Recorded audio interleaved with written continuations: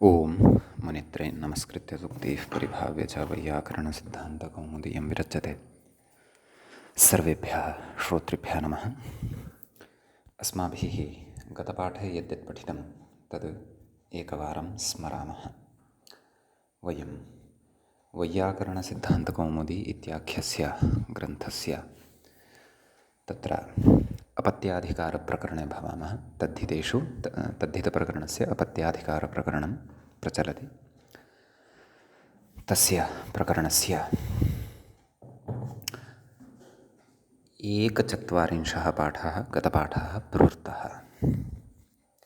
तस्मिन् एकचत्वारिंशे पाठे वयं सर्वादौ सूत्रं पठितवन्तः। वृद्धेत् कोसलाजादान्यम् इति। नाम इदं सूत्रं यद्यपि विगतपाठे एव आरब्धम् आसीत्, परन्तु इदन्तेभ्यः शब्देभ्यः ञङ् प्रत्ययस्य विधानम्, अपि च कोसल अजाद इति आभ्यां शब्दाभ्यां च ञङ् इति प्रत्ययस्य विधानम् अस्माभिः अत्र पठितम्। तत्र च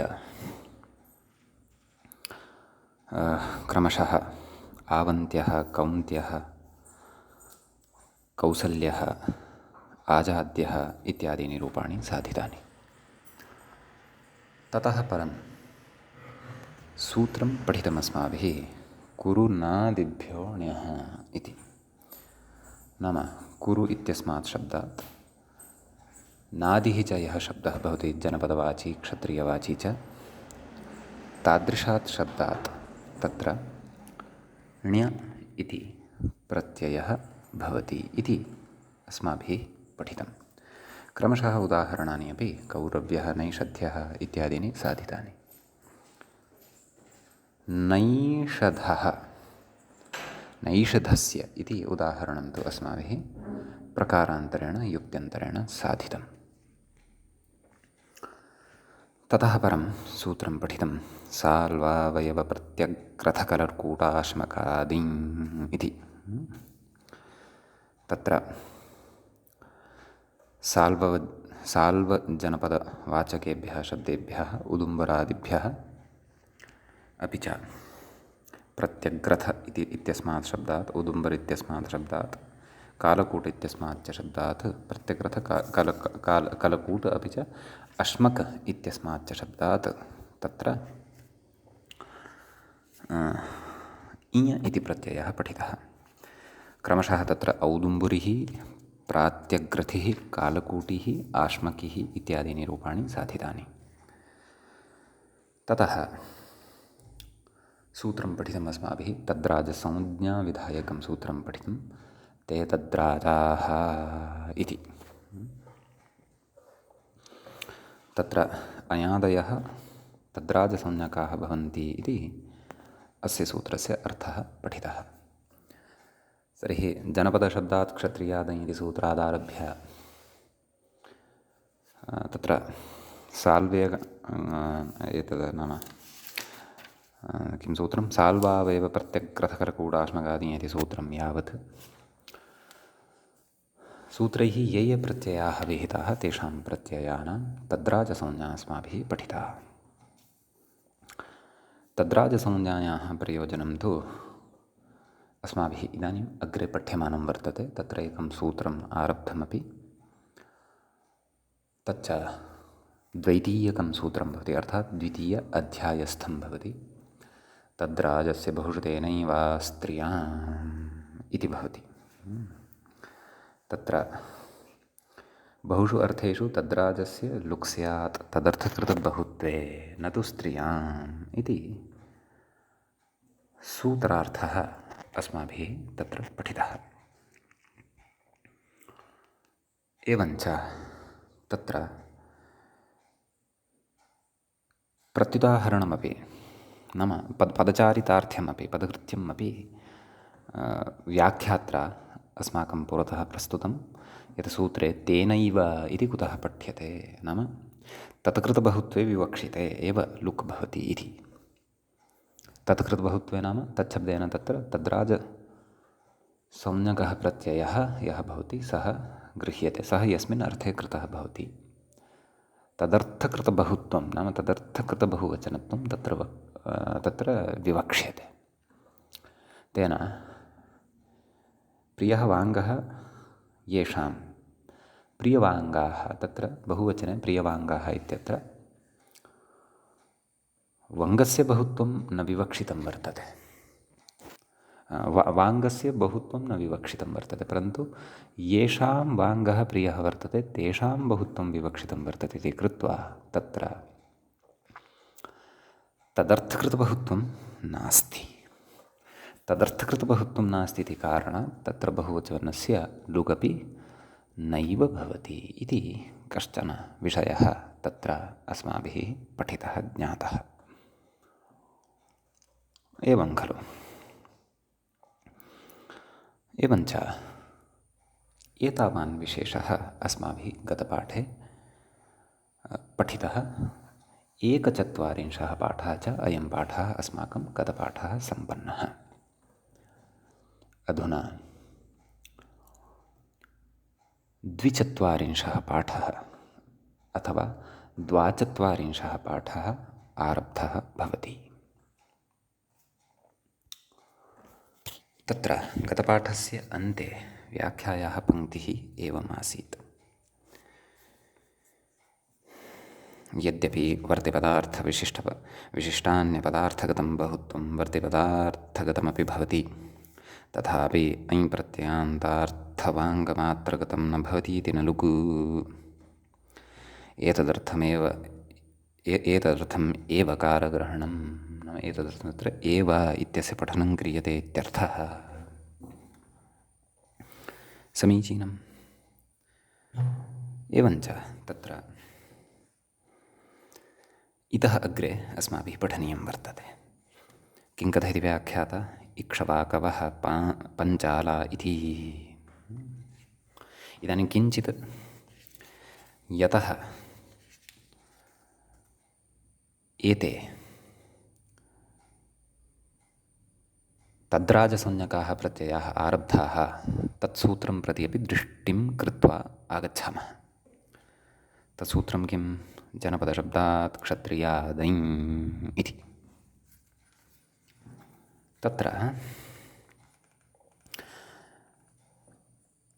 तत्र उदाहरणं पश्यन्तु। 2 उदाहरणौ साधितौ आस्ताम्। किम्? ऐक्ष्वाकः, ततः अपरं किम्? ऐक्ष्वाकौ। बहुवचनस्य उदाहरणं न साधितं, यतः बहुवचने कश्चन विशेषः तत्र वक्तव्यः आसीत्। सः च विशेषः अधुना अस्माभिः अत्र आगत्य द्रष्टव्यः वर्तते। विशेषः कः वक्तव्यः आसीत्? नाम बहुवचने तद्राजसंज्ञकस्य प्रत्ययस्य लुक् भवति। अतः अग्रे तां व्यवस्थाम् उक्त्वैव बहुवचनस्यापि उदाहरणं वक्ष्यामः इति कृत्वा तत्रैव इदम् उदाहरणं न प्रदत्तम्, अत्र आगत्य तद् उदाहरणं दीयमानं वर्तते। समीचीनम्। एवं तर्हि तत्र कथयति इक्ष्वाकवः पञ्चाला इति अग्रे कथयति।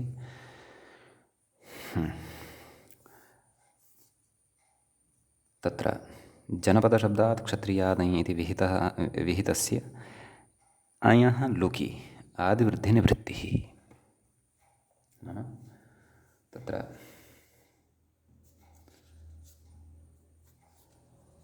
इक्ष्वाकोः अपत्यम् अथवा इक्ष्वाकूणां राजा सः भवति ऐक्ष्वाकवः, क्षन्तव्य इक्ष्वाकवः।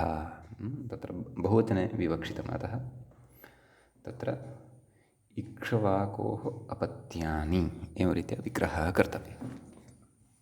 एवं किल?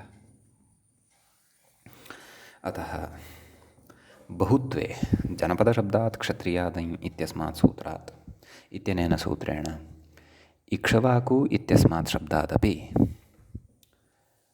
अण् इति प्रत्ययः यद्यपि भवति, परन्तु तस्य तद्राजसंज्ञा वर्तते इति कृत्वा तद्राजस्य बहुश्रुतेनैव स्त्रियाम् इत्यनेन सूत्रेण तस्य लुक् भवति।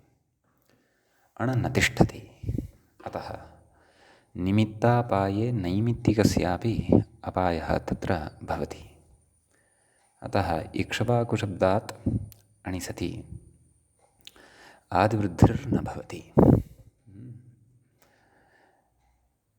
इक्ष्वाकु इत्येव शब्दः तिष्ठति, तस्य बहुवचने इक्ष्वाकवः इत्येव रूपं भवति। अतः तत्र ऐक्ष्वाकः ऐक्ष्वाकौ इक्ष्वाकवः एवं रीत्या रूपाणि भवन्ति इति विशेषः। इक्ष्वाकुशब्दस्य अपत्यार्थे वा अथवा तद्राजार्थे वा बुद्धौ स्थापनीयः। सम्यक् कथयति इत्यादिः। इत्यादि शब्देन एतावत्पर्यन्तम् अस्माभिः ये केऽपि जनपदशब्दात् इत्यादि सूत्रतः आरभ्य ते तद्राजाः इत्यतः पूर्वं ये केऽपि तत्र प्रत्ययाः पठिताः तद्राजसंज्ञकाः तेषां बहुत्वे लुक् भविष्यति। अतः कथयति अङ्गाः वङ्गाः इत्यादि बोध्यम्। अङ्गानां राजा अपत्यानि वा वङ्गानां राजा अपत्यानि वा बहुवचने अङ्गाः। तर्हि अङ्गानां राजा इति न वक्तव्यम्, अङ्गानां राज्ञः इति वक्तव्यं। बहुवचने एव तत्रापि विग्रहः कर्तव्यः। वङ्गानां राज्ञः ते वङ्गाः भवन्ति अथवा अङ्गाः भवन्ति इति तत्र द्रष्टव्यं। मूले इतोपि उदाहरणं दत्तं किं पञ्चालाः। तर्हि तत्रापि विग्रहः कथं पञ्चालस्य अपत्यानि अथवा पञ्चालानां राजा इत्यस्मिन् अर्थे तत्र प्रत्ययः ऐ इति कर्तव्यः। पूर्वदेव तत्र बहुवचने तद्राजस्य बहुश्रुतेनैव स्त्रियाम् इत्यनेन सूत्रेण लुक् भवति। अतः पञ्चालजस् रामाः इतिवत् पञ्चालाः इत्येव रूपं भवति इत्यर्थः। समीचीनं। तत्र अन्येषु अपि उदाहरणेषु नाम अन्येषां सूत्राणां तद्राजसंज्ञकप्रत्ययानां प्रत्ययविधायकानां सूत्राणाम् उदाहरणेषु अपि बहुवचने अस्माभिः अस्य तद्राजसंज्ञकस्य लुगेव वक्तव्यः इत्यर्थः। समीचीनं। ततः कथं तर्हि इत्युच्यते। तत्र कथ्यते कथं तर्हि कौरव्याः पशवः तस्यामेव रघोः पाण्ड्याः इति च। नाम कौरव्याः पाण्ड्याः इत्यस्मिन् विषये आपत्तिं प्रकटयति। यतः कुरुशब्दादपि अत्र कुरुणादिभ्योऽण्यः बहुवचने तस्य लुक् भवेत् खलु। कुरवः इति रूपं स्यात्, पाण्ड्याः इति न स्यात्, पण्डाः इत्येव रूपं स्यात्। पाण्डोर्ड्यण् इति उक्तं खलु, ड्यणः लुक् स्यात्। कुतः? तस्यापि तद्राजसंज्ञा अस्ति एव। अतः पण्डाः इति स्यात् बहुवचने। नैव पाण्डुशब्दात् पाण्डवाः इत्येव स्यात्, पण्ड्याः इति न स्यात्। यतः पाण्डुशब्दात् खलु ड्यण् विहितः वा न वा? तर्हि कथम् एते प्रयोगाः काव्येषु श्रूयन्ते?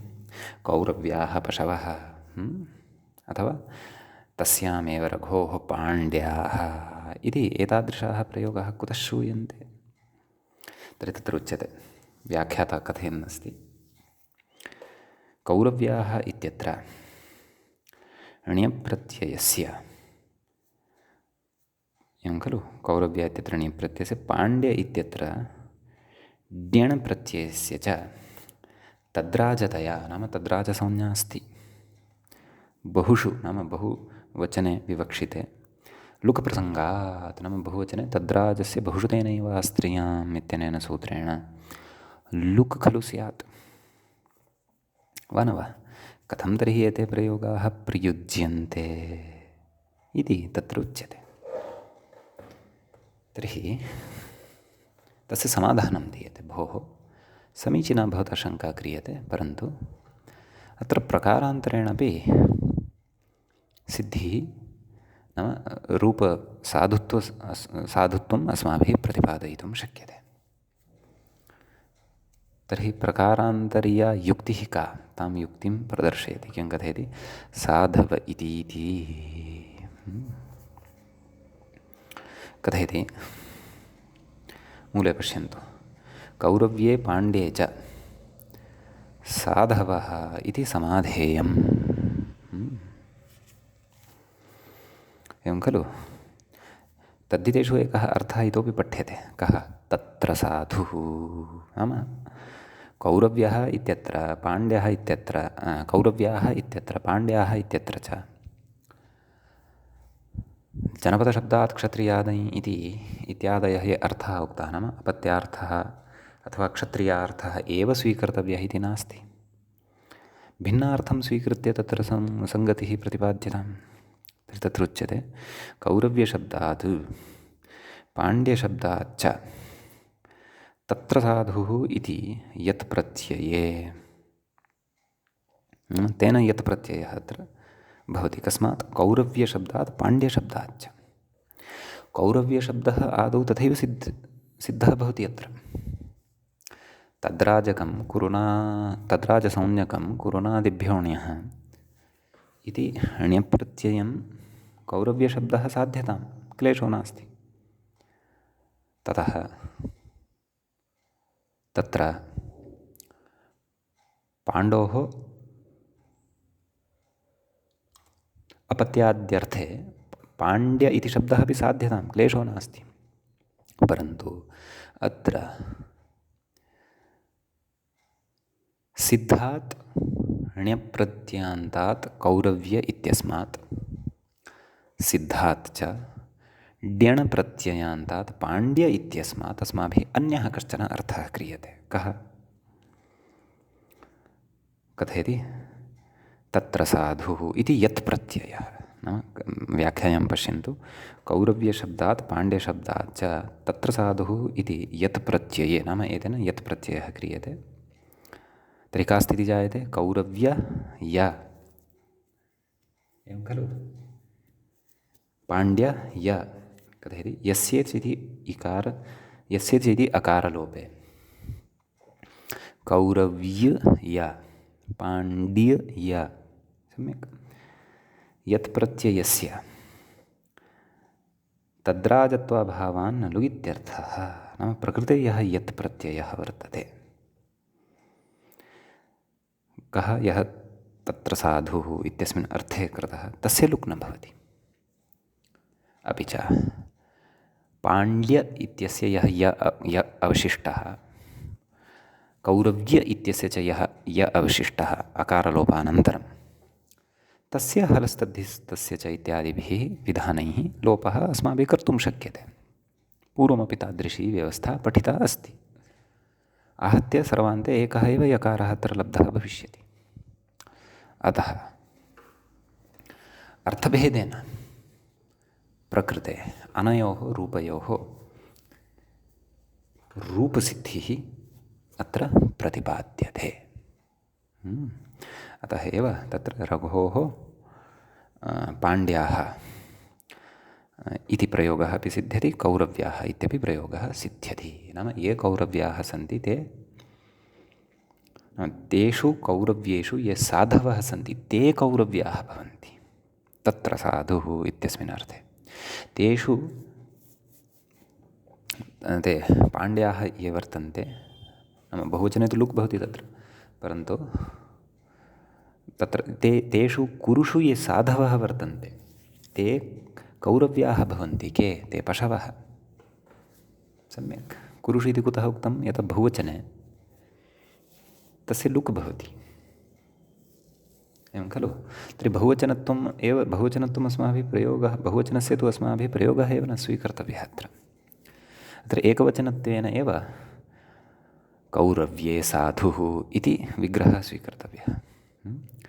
पाण्ड्ये साधुः इति विग्रहः स्वीकर्तव्यः, जनपदवाचकत्वं वा स्वीकृत्य। अतः तत्र पशवः नाम कौरव्याः पशवः नाम कौरव्ये जनपदे ये भवन्ति ते पशवः, तत्र साधवः नाम तत्र साधवः ते सन्ति, उत्तमाः वर्तन्ते इति अर्थः आहत्य अत्र ज्ञातः भवति इत्यर्थः। एवं तस्यामेव रघोः पाण्ड्याः इति अत्रापि तत्र पाण्ड्ये ये भवन्ति नाम पाण्ड्ये इति प्रान्ते ये भवन्ति। अतः पाण्ड्यः इति एकवचने सिद्ध्यति, द्विवचने पाण्ड्यौ इति सिद्ध्यति। अतः तस्मिन् यः साधुः अस्ति सः तस्मिन् ये साधवः वर्तन्ते ते पाण्ड्याः वर्तन्ते। सम्यक्। अत्र पुनः यः तत्र साधुः इत्यस्मिन् अर्थे विहितः यत् इति प्रत्ययः सः तु तद्राजसंज्ञकः नास्ति, अतः तस्य तु लुक् अत्र बहुत्वे विवक्षिते अपि न भविष्यति। परन्तु बहुत्वम् अत्र कस्य अर्थस्य विवक्षणीयं तर्हि तद्राजसंज्ञकस्य न, अपि तु तत्र साधुः इत्यस्मिन् अर्थे विद्यमानस्य बहुत्वम् अत्र कल्पनीयं तेन। एवं रीत्या एतयोः प्रयोगयोः तत्र अस्माभिः साधुत्वं वक्तव्यं भवति। तेन कौरव्याः पशवः पाण्ड्याः च इति एतादयः प्रयोगाः सिद्ध्यन्ति। एतमेव विषयम् अग्रे कथयति किं कौरव्ये पाण्ड्ये च साधवः इति समाधेयं नाम एवं रीत्या अत्र समाधानं कर्तव्यं, प्रयोगस्य चारितार्थ्यम् अथवा प्रयोगस्य औचित्यम् एवं रीत्या अत्र वक्तव्यम् इत्यर्थः। सम्यक्। ततः कथयति व्याख्याता, ननु रघुयदुशब्दयोः जनपदवाचित्वाभावात्, रघुशब्दः एकः वर्तते, सः जनपदवाचकत्वं न भजते। एवमेव यदु इति कश्चन शब्दः वर्तते, सः शब्दः अपि जनपदवाचकत्वं न भजते। कथयति प्राग्दीव्यतीये अणि तस्य तद्राजत्वाभावात् खलु जनपदवाचकत्वं यदि नास्ति कस्य रघुशब्दस्य अथवा यदुशब्दस्य, तर्हि प्राग्दीव्यतीयः अण एव अत्र सामान्येन भवति। प्राग्दीव्यतीयेषु अर्थेषु सामान्येन यः अण विहितः सः तु न तद्राजसंज्ञकः, सः तु तत्र अतद्राजसंज्ञकः वर्तते। तद्राजसंज्ञकेषु च यः अण पठितः केन द्वयं मगधकलिङ्गसूरमसादण इति, सः तु परिगणितेभ्यः एव पठितः। एवं खलु तत्रापि सः शब्दः जनपदवाचकः अपि स्यात् क्षत्रियवाचकः अपि स्यात्, तदा एव नान्यथा। प्रकृते रघुशब्दः यदुशब्दश्च जनपदवाचकत्वं न भजते। द्व्यच्कत्वं कदाचित् स्यात्, रघु इत्यत्र अच्द्वयमेव वर्तते, यदु इत्यत्रापि अच्द्वयमेव वर्तते, परन्तु तद्राजसंज्ञकेन प्रत्ययेन यदि भाव्यम् अणा केन तत्र द्व्यं मगधकलिङ्गसूरमसादण इत्यनेन, तर्हि तत्र नाम जनपदवाचकत्वमपि तस्य स्यात् क्षत्रियवाचकत्वमपि स्यात्। रघुयदु इत्यनयोः तु जनपदवाचकत्वं नास्ति। समीचीनम्। अतः कथयति रघुयदुशब्दयोः जनपदवाचित्वाभावात् प्राग्दीव्यतीये अणि नाम प्राग्दीव्यतीयः एव सः अण भवति। प्राग्दीव्यतीयश्च यः अण केन भवति तदेव तस्यापत्यमित्यनेनैव वक्तव्यं, परन्तु प्राग्दीव्यतीयोण इति सूत्रद्वारा विशेषविधानाभावे अणेव तत्र विधीयते इति पूर्वमस्माभिः स्पष्टीकृतः अस्ति विषयः। स च अण् तद्राजसंज्ञा न भजते, तस्य तद्राजसंज्ञा नास्ति। तदेव कथयति तद्राजत्वाभावात् कथं बहुषु अर्थात् बहुवचने कथं तस्य लुकु क्व यतः प्रयोगाः श्रूयन्ते। पश्यन्तु किम् इति आशङ्क्य परिहरति, नाम एतादृशीम् आशङ्कां कृत्वा परिहरति अपि च ये प्रयोगाः श्रूयन्ते वाङ्मये तान् प्रयोगान् अपि पठति। किं कथयति पश्यन्तु मूले रघूणामिति रक्षणयेति प्रयोगानादौ पठति। किं रघूणाम् अन्वयं वक्ष्ये इति कालिदासीयः प्रयोगः। अग्रे कथयति निरुध्यमाना पशुभिः कथञ्चित् इति प्रयोगान्तरञ्च पठति। तर्हि तत्र उच्यते रघूणाम् अन्वयं वक्ष्ये। तत्र रघूणाम् इति यः प्रयोगः अस्ति तत्र कथं प्रत्ययस्य लुक्, एवं खलु। बहुषु नाम बहुषु उक्तेषु तत्र तस्य लुक् स्यात्, नाम प्रत्ययस्य लुक् स्यात्। तदेव पूर्वपक्षः उत्थापितः खलु। किं नाम रघुयदुशब्दयोः जनपदवाचित्वाभावात् प्राग्दिव्यतीयः अणि तस्य तद्राजत्वाभावात्, नाम तद्राजसंज्ञा तस्य नास्ति एव। कथं बहुषु तस्य लुक्, नाम बहुवचने तस्य लुक् कथं। तर्हि रघूणाम् इत्यत्र अण यः विहितः तस्य तद्राजसंज्ञा एव नास्ति, एवं खलु। तद्राजसंज्ञा एव नास्ति तर्हि अणः लुक् अपि न स्यात्। रघूणाम् इत्यत्र अणः लुक् जातः वर्तते, एवं खलु। यदि तत्र अण अस्ति एव प्राग्दिव्यतीयेषु अर्थेषु तत्र अण विहितः एव अपत्यादिषु अर्थेषु, तर्हि तस्य श्रवणं स्यात् खलु। तेन रघु अण आदिवृद्धिः, राघु अण ओर्गुणः, राघो अवादेशः, राघव राघव, ततः सुप्रत्ययः सस्यरुत्तविसर्गे सति राघवः इति रूपं स्यात् खलु। परन्तु सः प्रयोगः न सिद्ध्यति खलु, वा न वा? नाम कविना तादृशः प्रयोगः न पठितः। राघवाणाम् इति पठनीयमासीत्, परन्तु एषः तु रघूणाम् इति पठन् अस्ति। कथमिदम्? एवमेव अग्रिमः प्रयोगः निरुध्यमाना यदुभिः कथञ्चित्। अत्रापि प्राग्दिव्यतीयेषु अर्थेषु अणप्रत्ययः भवति, परन्तु अण यदि स्यात् तर्हि यदु अण, यादु अण, याद अण, यादो अण, यादव अण, यादवण, यादव, यादवः बहुवचने, यादवैः तृतीया बहुवचने। तर्हि प्रयोगः एवं कर्तव्यः। कथं निरुध्यमानाः यादवैः कथञ्चित्, एवं रीत्या कविना प्रयोगः कर्तव्यः, परन्तु सः तथा न कृतवान्। सः तु रघूणाम् अन्वयं वक्ष्ये, रघूणाम् इति अतद्राजसंज्ञकस्य, नाम तद्राजसंज्ञा भिन्नस्यापि तत्र अणः प्राग्दिव्यतीयस्य अणः लुकं कथयन्नस्ति। एवमेव तत्र यदुभिः इत्यत्रापि लुकम् आचरय्य एव तत्र अणप्रत्ययरहितं रूपं यदुभिः इति पठन् अस्ति। अन्यथा उभयत्रापि राघवाणां यादवैः इति प्रयोगद्वयेन भाव्यमासीत्, परन्तु अत्र तत्प्रयोगद्वयं तु न श्रूयते। कुतः न श्रूयते इति भवति तत्र काचित् जिज्ञासा। सम्यक्, अतः तदर्थं काचित् युक्तिः अत्र प्रदर्श्यते, नाम कुतः इदं न श्रूयते इति। सा का युक्तिः इति चेत् तत्र कथयति निरुध्यमाना यदुभिः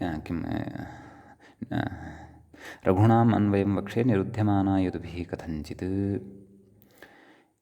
इति तु, नाम एतत् प्रयोगद्वयं तु, नाम रघूणां यदुभिः इति प्रयोगद्वयं तु कथयति रघुयदुशब्दयोः अपत्ये लक्षणया इति। नाम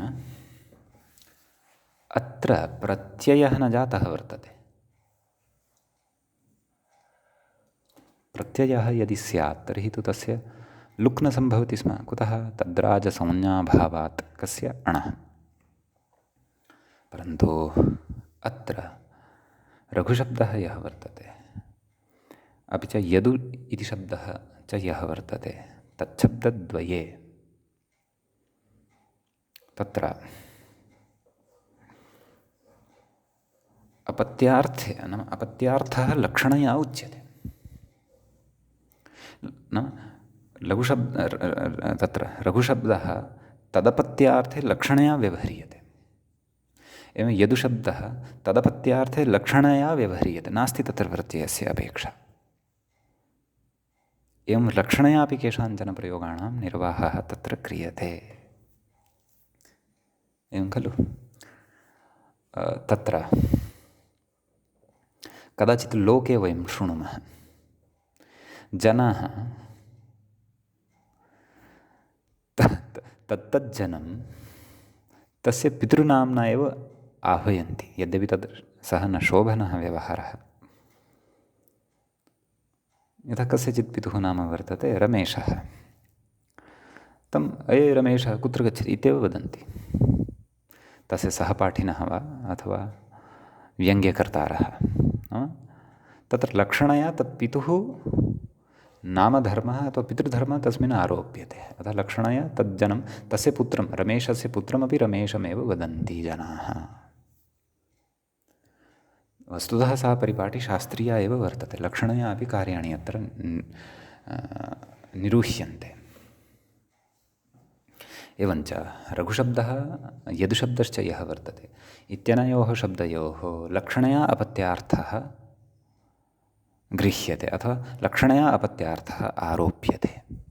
तेन रघुशब्दः रघु अर्थात् रघोः अपत्यं, यदु अर्थात् यदोः अपत्यम् इत्यपि अर्थः तत्र गृह्यते। अतः तत्र लक्षणया एव अर्थे स्वीकारे प्रत्ययस्य यदा अपेक्षैव न भवति तर्हि प्रत्ययाभावे तत्र आदिवृद्ध्यादिप्रसङ्गोऽपि तत्र नैव तिष्ठति। समीचीनम्। अतः रघूणाम् इति बहुवचनस्थः प्रयोगः लक्षणाबलेन साध्यते, साधुः भवति इत्युच्यते। एवमेव यदोः अपत्यं यदुः, तैः यदुभिः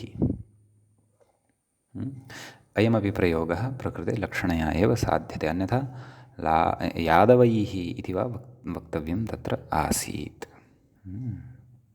अतः लक्षणया अपि प्रयोगाणां सिद्धिर्भवति इति कश्चन विशेषः अस्माकं कृते ग्रन्थकारेण अत्र आगत्य उक्तः वर्तते। समीचीनम्। अग्रे कथयति व्याख्याता लक्षणयेति प्रयोग इति शेषः। ततः कथयति तस्य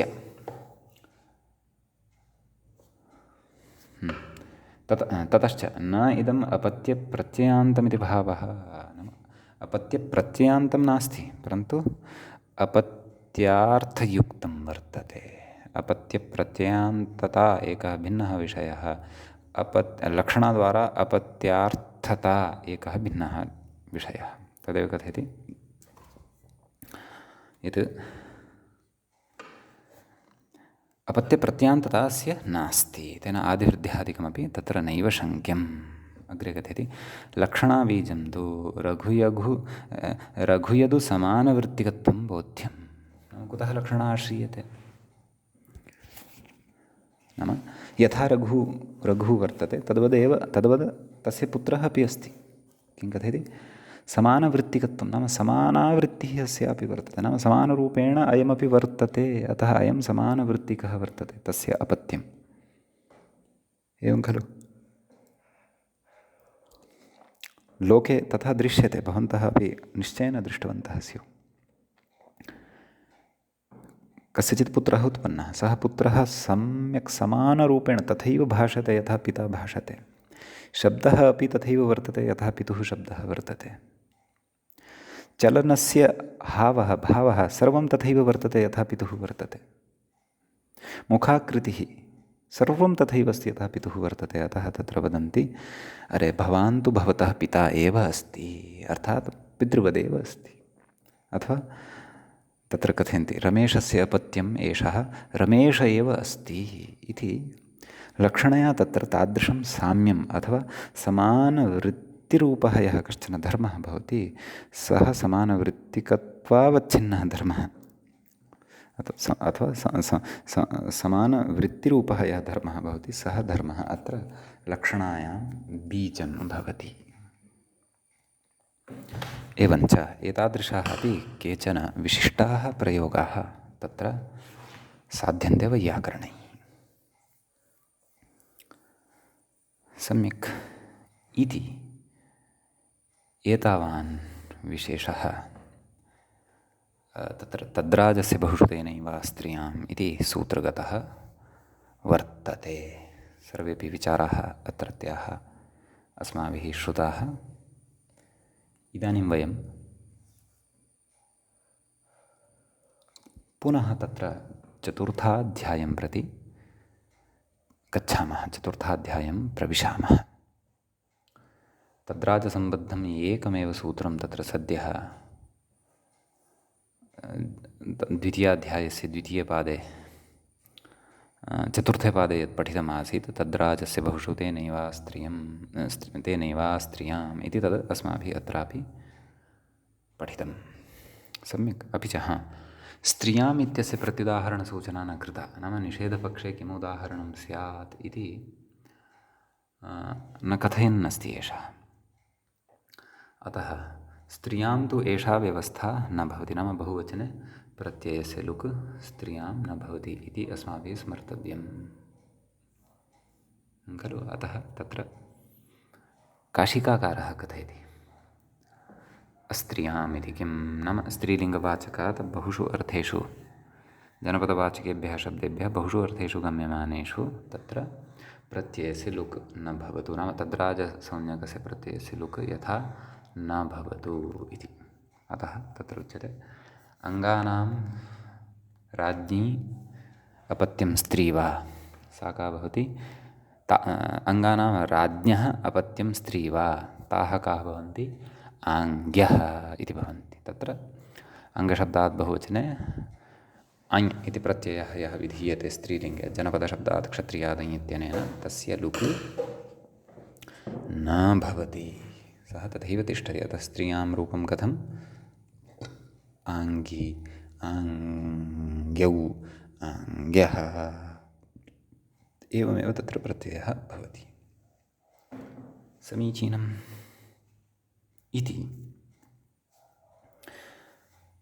यद्यपि प्रत्युदाहरणचर्चा अत्र न कृता, अस्माभिरपि सा चर्चा केवला स्पष्टतायै अत्र गृहीता।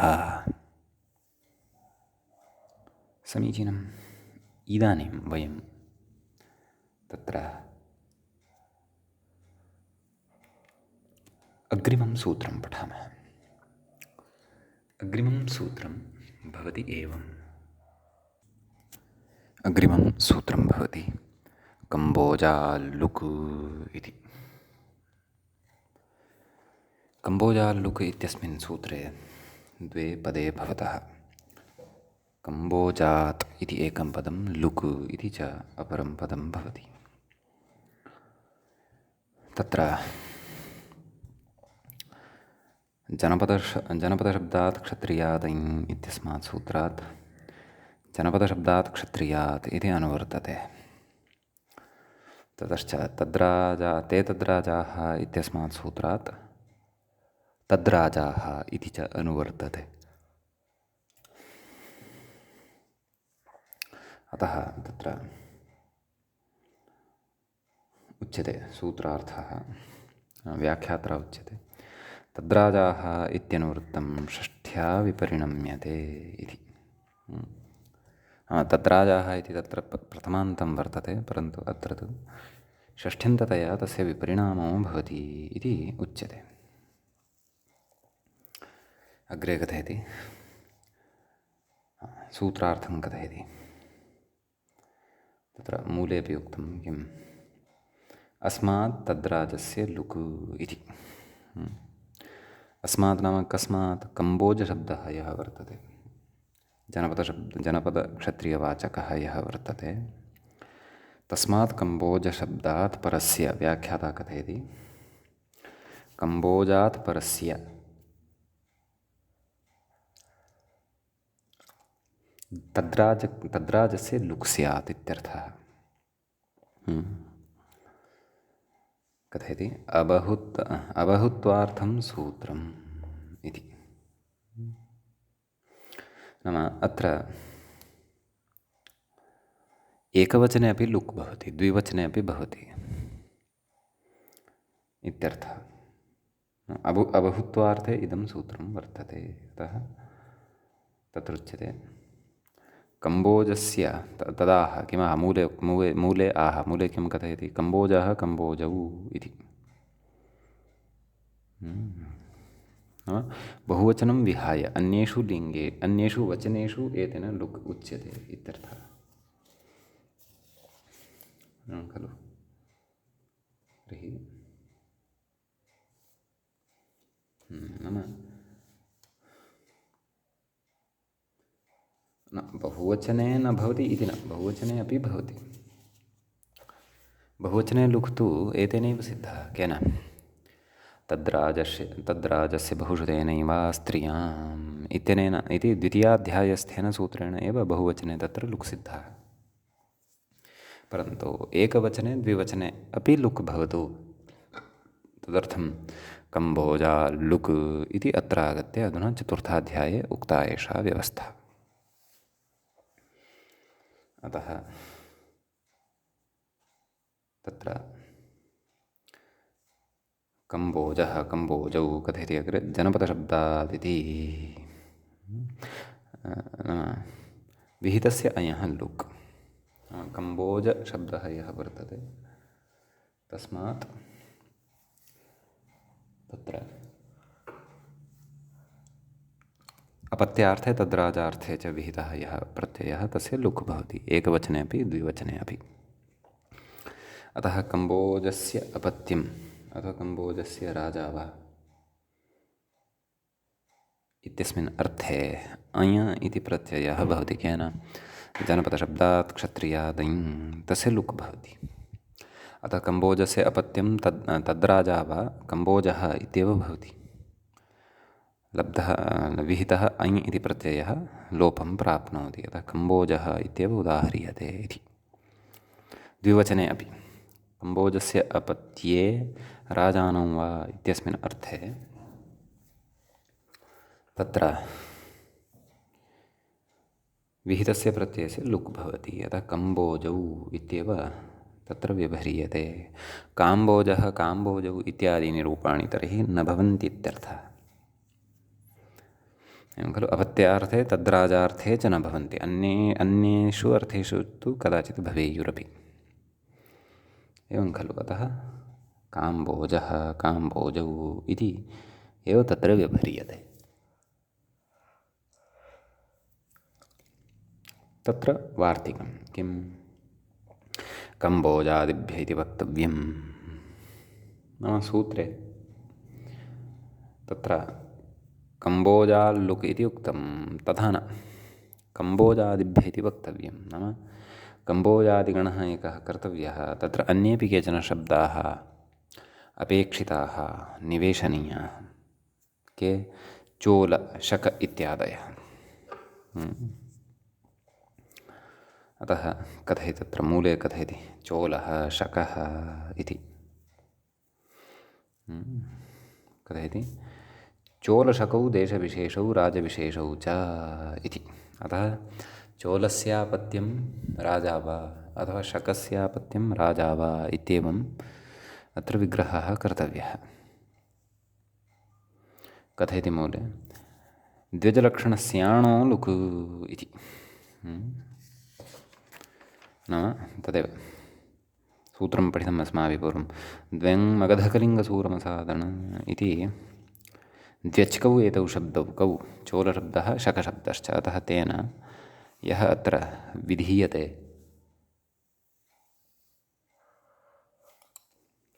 कः प्रत्ययः, यः अण् प्रत्ययः विधीयते तस्य कम्बोजादिभ्यः वक्तव्यमिति वार्तिकेन लुक् भवति इत्यर्थः। अतः कम्बोजादिगणे चोलशब्दस्य शकशब्दस्य च अन्तर्भावात् विहितस्य प्रत्ययस्य लुक् भवति। अतः चोलः इत्येव व्यवह्रियते, शकः इत्येव च व्यवह्रियते। चौलः शाकः इत्यादि तु नैव व्यवह्रियते इत्यर्थः। अग्रे कथयति केरल इति। मूले पश्यन्तु, केरलः, यवनः। तत्र कथयति अयो लुक्। व्याख्याता कथयति नाम केरलयवनशब्दौ देशराजोभयवाचिनौ, नाम एतौ शब्दौ देशवाचकौ अपि स्तः, क्षत्रियवाचकौ अपि स्तः। अतः तत्र मूले उक्तं खलु अञो लुक् नाम जानपदशब्दात् क्षत्रियादञ् इत्यनेन यः अञ् अत्र भवति तस्य प्रत्ययस्य लुक् भवति इत्यर्थः।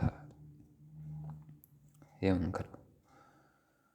अग्रे कथयति जनपदशब्दादिति विहितस्य विशेषः, विहितस्य इति शेषः। नाम कस्य अयः लुक् अथवा केन विहितस्य अयः लुक् इति चेत् जनपदशब्दात् क्षत्रियादञ् इत्यनेन विहितस्य अयः लुक् भवति। अतः तत्र केरलस्य अपत्यम् अथवा राजा वा केरलः इत्येव भवति अयः लुकि सति। यवनस्य अपत्यं राजा वा इति अथवा यवनानाम् अपत्यं राजा वा इति यवनः इत्येव भवति। कुतः कम्बोजादिभ्यति वक्तव्यम् इत्यनेन तत्र लुक् भवति इति। सम्यक्। इति विशेषः एतेषां शब्दानां विषये अपि अस्माभिः ज्ञातः। नाम कम्बोजाल्लुक् इत्येव न कम्बोजादिभ्यः लुक् इति वक्तव्यम् इत्यनेन अन्ये अपि तत्र ईप्सिताः अभिष्टाः प्रयोगाः सिद्धाः भवन्ति इत्यर्थः। समीचीनम्। एतावदुक्त्वा अत्र विशेषः कश्चन प्रतिपाद्यते। स च विशेषः कः इति चेत् उच्यते अग्रे। व्याख्यानं पश्यन्तु। ननु कम्बोज इति कथं क्षन्तव्यः काम्बोज इति कथं। काम्बोज इत्यपि उदाहरणं श्रूयते, इत्यपि प्रयोगः श्रूयते। सः प्रयोगः कुतः, कुतः तस्य प्रयोगस्य अस्तित्वे आपत्तिः इति चेत् कथयति लुक्प्रसङ्गादित्यत आह। नाम तत्र कम्बोजादिभ्यः कम्बोजाल्लुक् अथवा कम्बोजादिभ्यः इति वक्तव्यमिति वार्तिकेन वा प्रत्ययस्य लुक् स्यात्। अतः आह किमाह कम्बोजाः समरे इति। पश्यन्तु तत्र कम्बोजाः समरे इति पाठः सुगमः। कविप्रयोगः अस्ति, काव्ये कश्चन प्रयोगः कृतः। तत्र तस्मिन् काव्ये कम्बोजाः समरे इत्येव पाठः सुगमः अर्थात् सरलतया सिद्ध्यति। स एव च तत्र पाठः अनुमन्तव्यः इति कथ्यते। एवं खलु कथयति दीर्घपाठे इति। मूले पश्यन्तु। दीर्घपाठे तु नाम दीर्घः यः पाठः काव्येषु दृश्यते कः काम्बोजाः समरे इति। तत्रापि युक्तिं प्रदर्शयति। किं दीर्घपाठे तु कम्बोजः अभिजनः येषाम् इत्यर्थः। तत्र अस्मिन् अर्थे नाम काम्बोजाः समरे इति यः पाठः दृश्यते तत्र तु कम्बोजः अभिजनः येषाम् इति अर्थः विवक्षणीयः। तस्मिन् अर्थे च तत्र कथयति सिन्धुतक्षशिलादिभ्योऽणयुं इत्यनेन अणप्रत्ययः तत्र सोऽस्य अभिजनः इत्यस्मिन् अर्थे वक्तव्यः। तेन तु कम्बोज अण आदिवृद्धिः काम्बोज अकाम्बोज सुप्रत्ययः सस्यऋत्वे विसर्जति काम्बोजः इति रूपं सिद्ध्यति इत्यर्थः। समीचीनं। तदेव उक्तवान् किं दीर्घपाठे द्विति व्याख्याता कथयति अचां मध्ये आदेः अचः दीर्घभूतस्य पाठे नाम अचां मध्ये आदेः अचः नाम कः तद्धितेष्वचामादेः इत्यनेन य आदिवृद्धिः श्रूयते काम्बोज इति शब्दे सा आदिवृद्धिस्तु तत्र प्रत्ययान्तरेण साधनीया इति उच्यते। नाम तत्र भिन्नः प्रत्ययः वर्तते। कथयति अभिजनः इति मूले उक्तमेव खलु कम्बोजः अभिजनः येषां नाम कोऽर्थः अभिजनः तत्र कथयति यत्र पूर्वैः उषितं सः अभिजनः इति अग्रे वक्ष्यते। अग्रिमप्रकरणेषु अथवा अग्रे आगमिष्यमाणे प्रकरणे अग्रे वक्ष्यते अयम् अर्थः यत्र पूर्वैः उषितं सः अभिजनः। तत्र कथयति सिन्धुतक्षशिलादिभ्योऽणयुम् इति नाम सिन्ध्वादौ तत्र उक्तं खलु सिन्धुतक्षशिलादिभ्यः अतः सिन्ध्वादौ कम्बोजशब्दस्य पाठात् इति भावः इति नाम कम्बोजः अभिजनः इत्यस्मिन् अर्थे अणप्रत्ययः वक्तव्यः। स च केन सिन्धुतक्षशिलादिभ्योऽणयुम् इत्यनेन सूत्रेण वक्तव्यः।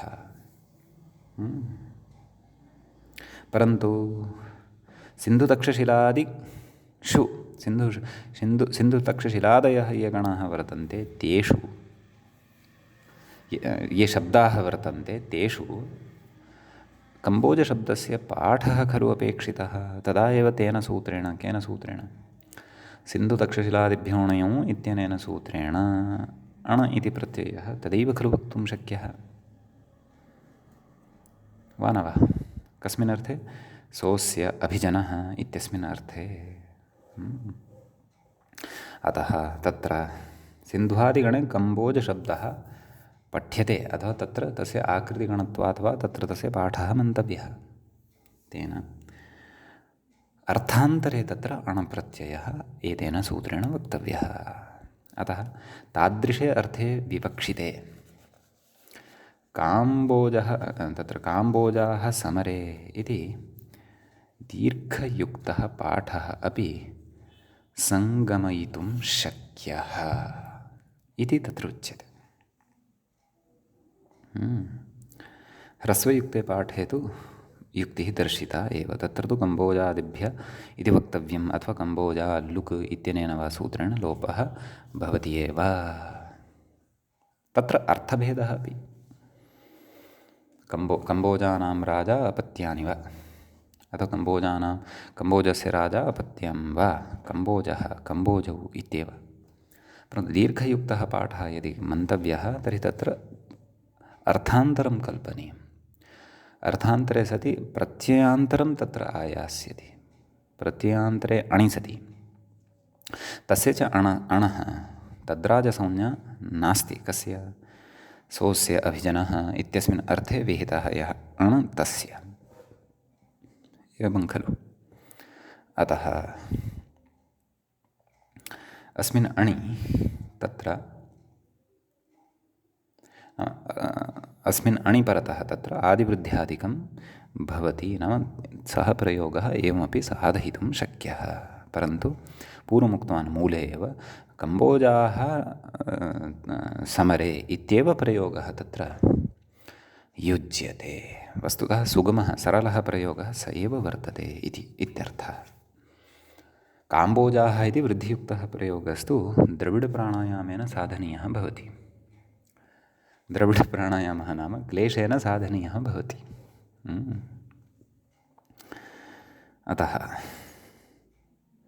तत्र एवं रीत्या कश्चन विशेषः कम्बोजाल्लुक् इत्यस्मिन् सूत्रे अस्माभिः पठितः। सम्यक्। तत्र इदानीम् अग्रिमं सूत्रम् अस्माभिः प्रविश्यते।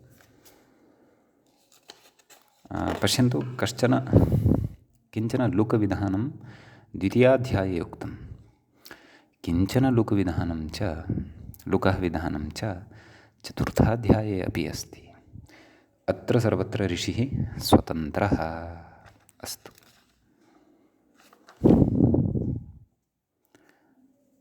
लुकः विधाने अस्मिन् चतुर्थाध्यायस्य अग्रिमं सूत्रं भवति। वयं चतुर्थाध्यायस्य प्रथमपादस्य समाप्तिं यावदपि इदानीम् अग्रे लुकम् एव पठन्तः गच्छामः। सूत्रं भवति, स्त्रियामवन्तिकुन्तिगुरुभ्यश्च इति। सूत्रस्य पदच्छेदः द्रष्टव्यः। स्त्रियाम् इति सप्तमी विभक्तेः एकवचनान्तं भवति। अग्रे अवन्तिकुन्तिगुरुभ्यः इति द्वितीयं पदं भवति। पञ्चमी विभक्तिः, बहुवचनं च तत्र भवति। च इति अव्ययपदं भवति। अतः तत्र इत्थम् अस्माभिः समासः अवगन्तव्यः, नाम विग्रहः, द्वितीयस्य पदस्य विग्रहः इत्थं तत्र द्रष्टव्यः। अवन्तिश्च कुन्तिश्च कुरुश्च अवन्तिकुन्तिकुरवः तेभ्यः अवन्तिकुन्तिकुरुभ्यः इति तत्र इतरेतरयोगद्वन्द्वसमासो भवति। कम्बोजाल्लुक् इत्यतः लुक् इत्यनुवर्तते। जनपदशब्दात् क्षत्रियादञ् इत्यतः जनपदशब्दात् क्षत्रियात् इत्यनुवर्तते। तद्राजाः, ते तद्राजाः इत्यस्मात् तद्राजाः, प्रत्ययः परश्च इत्यादि सर्वम् अत्र अनुवर्तते। समीचीनम्। किं कथयति व्याख्याता तत् पश्यामः। अवन्ती कुन्तीति एषः साक्षात् उदाहरणचर्चां करोति। मूले शेषपूर्णेन सूत्रार्थः उक्तः वर्तते, अतः सः सूत्रार्थः द्रष्टव्यः। किं कथयति? तद्राजस्य लुक् स्यात् इति। तर्हि तत्र उच्यते तदेव, नाम क्षत्रियाविधायी वाचिक नाम क्षत्रियवाचकाः ये शब्दाः वर्तन्ते, जनपदवाचकाः च ये शब्दाः वर्तन्ते, के? अवन्तिकुन्तिकुरवः, तेभ्यः अवन्तिकुन्तिकुरुभ्यः, अथवा अवन्तिकुन्तिकुरु इत्येतेभ्यः शब्देभ्यः उत्पन्नः भवति यः तद्राजसंज्ञकः प्रत्ययः, तस्य स्त्रियां लुक् भवति इति। अस्तु, तत्र उदाह्रियते किम्? अवन्तेः कुन्तेश्चापत्यं स्त्रीराज्ञी वा इति विग्रहः। पश्यन्तु, निष्पन्नं रूपम् अत्र स्त्रीलिङ्गे एव भविष्यति इति अवधानं कर्तव्यम्। अतः एव स्त्रियाम् इत्युक्तम्। किमुच्यते? अवन्तेः कुन्तेः च अपत्यं स्त्री, अथवा अवन्तेः कुन्तेः च राज्ञी इति विग्रहे तत्र अवन्ति इति शब्दात् अपि च कुन्ति इति शब्दात् कथयति अग्रे, वृद्धेत् कौसलाजादान्यं इत्यनेन सूत्रेण ञङ् प्रत्ययः विधीयते। कुतः? तत्र वृद्धेत् इत् इत्युक्तं। वृद्ध इत् नाम इदन्तेभ्यः ञङ् इति प्रत्ययः भवति। तत्र अवन्तिशब्दः कुन्तिशब्दश्च इदन्तः वर्तते, इकारान्तः वर्तते। अतः ञङ् प्रत्ययः भवति, परन्तु तस्य स्त्रियामवन्तिकुन्तिकुरुभ्यश्च इत्यनेन लुक् भवति। सम्यक्। ततः स्त्रीप्रत्ययप्रकरणे अस्माभिः सूत्रं पठितम् इतो मनुष्यजातेः इत्यनेन ङीष् भवति। अतः तत्र अवन्ति ङी कुन्ति ङी इत्यवस्थायाम् इकारस्य भसंज्ञात्वात् लोपः भवति। अतः अवन्त् ई कुन्त् ई अवन्ती कुन्ती इति रूपद्वयं सिद्ध्यति। कः अर्थः? अवन्तेः अपत्यं स्त्री अथवा राज्ञी का भवति? अवन्ती। कुन्तेः अपत्यं स्त्री अथवा राज्ञी का भवति?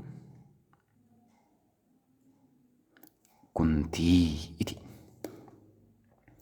इति अनयोः उदाहरणयोः कश्चन विशेषः। अवशिष्टः एकः शब्दः कुरुशब्दः, तस्य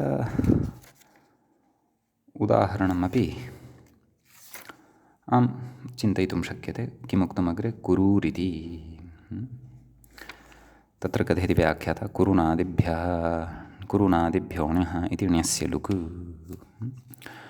कुरोः अपत्यं स्त्री अथवा राज्ञी इत्यस्मिन् अर्थे ण्यप्रत्ययः भवति। कुरु ण्य सम्यक्, परन्तु स्त्रियाम् अवन्ति कुन्ति कुरुभ्यश्च इत्यनेन तस्य ण्यप्रत्ययस्य लुक् भवति।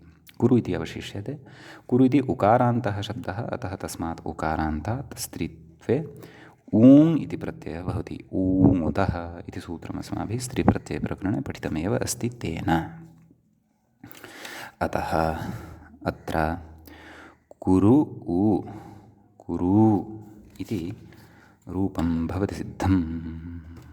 सुप्रत्ययः सस्यरुत्तयोर्सर्गे सति कुरूः इति सिद्ध्यति इति एतावान् विशेषः स्त्रियाम् अवन्ति कुन्ति कुरुभ्यश्च इति सूत्रे वर्तते। मित्राणि, अद्यतनपाठे तावत् एतावान् एव विषयः अत्र पठ्यते। अग्रिमं सूत्रमादाय अग्रिमे पाठे वयम् उपस्थिताः भविष्यामः। अयं पाठः अत्रैव उपसंह्रियते। मुनित्रयं नमस्कृत्य तदुक्तिः परिभाव्य च वैयाकरणसिद्धान्तकौमुदीयं विरच्यते। एवञ्च अपत्याधिकारप्रकरणस्यास्य 42 पाठः अथवा 42 पाठः समाप्तः भवति। नमः सर्वेभ्यः श्रोतृभ्यः।